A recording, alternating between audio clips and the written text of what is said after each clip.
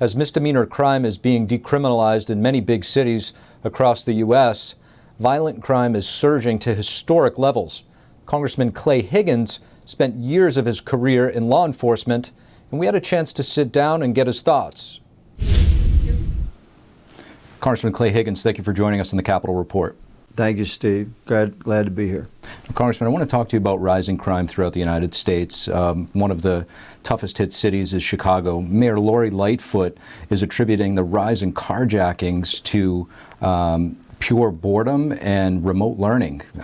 Boredom because of learning from home. What would you say, in your opinion, your experience, is the rise in crime we're seeing? Well, Mayor Lightfoot is reflective of part of the problem. You know, our municipalities, our cities are in trouble largely because of mayors like that don't get it. Or worse, perhaps they do get it, maybe they do understand, and they're purposefully hindering professional law enforcement. So the defund the police movement is echoed through liberal cities. And the effectiveness of the police departments that serve those cities is obviously going to be impacted by that tone, that persecution of a street cop just trying to do their job. And who pays the price is the citizenry. This is why you see an incredible increase in violent crime, including carjackings and these bizarre smash and grab thefts and violent crimes across the board. They're almost universally happening within liberal cities that have weak law enforcement policies or defund the police policies. So Mayor Lightfoot and I would not get along if I was her chief. Now, Congressman, you spent quite a bit of time in law enforcement, 12 years on a SWAT team, captain of a sheriff's office. Tell us, many Democrats have been calling for defunding the police. They've toned it down a bit. But does this create a hostile environment for police officers to actually do their job? Sure. Like the number of certified peace officers across the country is rather small. You'd be surprised. There's only about 750,000 certified full-time peace officers across the country, and so that's the thin blue line between order and horror. It stands the thin blue line because the criminal element will completely dominate the streets if police officers are inhibited from doing their job. So we have to turn that around in America, or the criminals are going to run the street, because police officers will leave the job in large numbers. You're already seeing that happening. We can still save it, but we need courageous and strong conservative leadership in our cities. Now, you just sort of touched upon it. You mentioned that police officers, when they're taking a lot of this incoming hate from the public, will potentially stay in their car rather than pursuing a suspect. What other things, or is this the main result of calling to defund the police and all of the rhetoric against the police? Well, the prosecutions, or the narrative about removing qualified immunity as an insulation that protects peace officers from frivolous lawsuits or targeted lawsuits.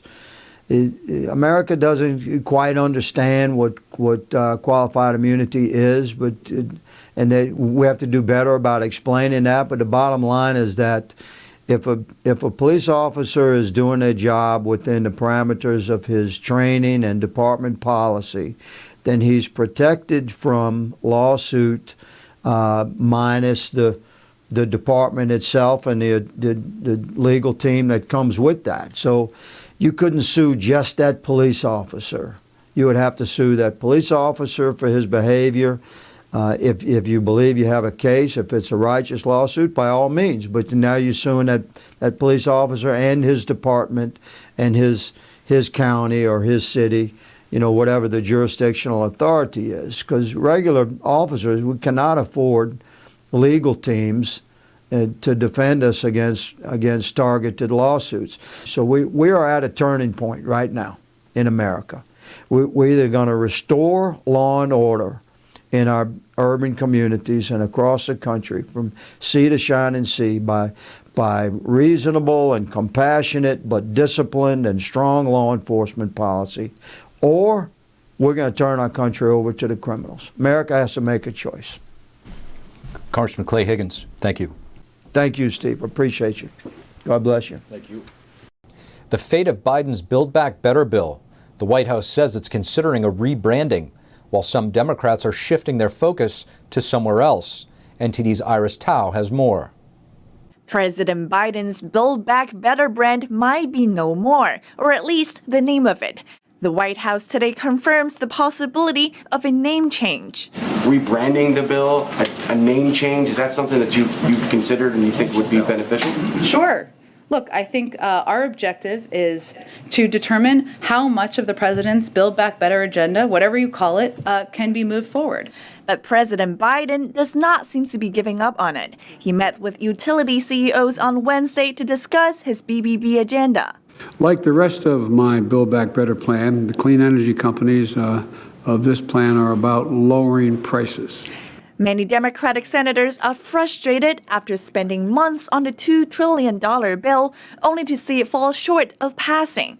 And now, all right, so we're gearing up to have a productive couple of weeks. Senate Majority Leader Chuck Schumer is among the Democrats who are now pushing bills that have bipartisan support, and unlike core components of BBB, might have a chance of passing. After nearly a year of work, we are as close as ever to pass this bipartisan legislation that will address this microchip shortage. And it's another area I hope Democrats and Republicans can continue working on as we pass meaningful legislation to keep America secure.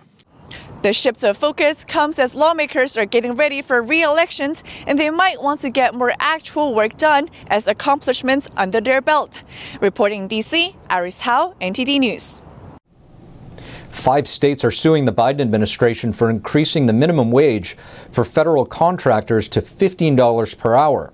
Arizona and South Carolina are 2 of those states. The change went into effect on January 30th. It covers around 500,000 businesses that employ 1/5 of the entire U.S. labor force. Attorneys general of the 5 states are arguing that President Biden lacked statutory authority to mandate the minimum wage by executive order.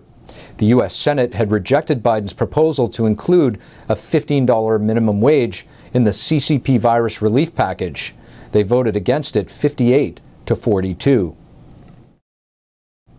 The Justice Department announced Tuesday its biggest financial seizure, more than $3.6 billion. Only this time, it's in cryptocurrency. The message to criminals is clear. Cryptocurrency is not a safe haven. We can and we will follow the money, no matter what form it takes. Authorities arrested a New York couple. They're charged with conspiracy to launder cryptocurrency stolen during the hack. The Justice Department seized 94,000 Bitcoin from the couple at a value of $3.6 billion, making this the largest financial seizure in history. Today, Senator Tom Cotton called on his Democratic colleagues to support his bill to end all mask mandates in schools. This comes as several Democratic governors are lifting their in-school mask rules. Although kids are at the lowest risk of hospitalization and death from the Wuhan coronavirus, they've endured and they continue to endure some of the most excessive, extreme, and suffocating COVID restrictions of any population in our country. Senator Cotton called on Democrats to support his bill, but got immediate objection. If you want education decisions to happen at the local level, you do not tie the hands of state and local officials. You don't cut schools off from the resources they need just because you think you know better than the parents and local officials. Senator Cotton disagreed with Murray's argument. I think that you, as a parent, knows better. You know what's best for your child, not some Democratic politician, not some liberal superintendent, not some neurotic public health obsessive. School mask mandates have become a major controversy nationwide. Parents have pushed back against school districts for mandating students of all ages to wear masks. This week, Democratic governors in 6 states have announced an end to indoor mask mandates, some of them including schools. In Virginia, the state Senate just passed a bill to end school mask mandates with Democrat support. The White House is not behind this move. During today's briefing, the CDC director said that the agency's guidance on indoor masking has not changed. They will continue to endorse universal masking in schools. Our hospitalizations are still high. Our death rates are still high. So as we work towards that and as we are encouraged by the current trends, we are not there yet. White House Press Secretary Jen Psaki said today that the administration will continue recommending the CDC's guidelines on masking in schools.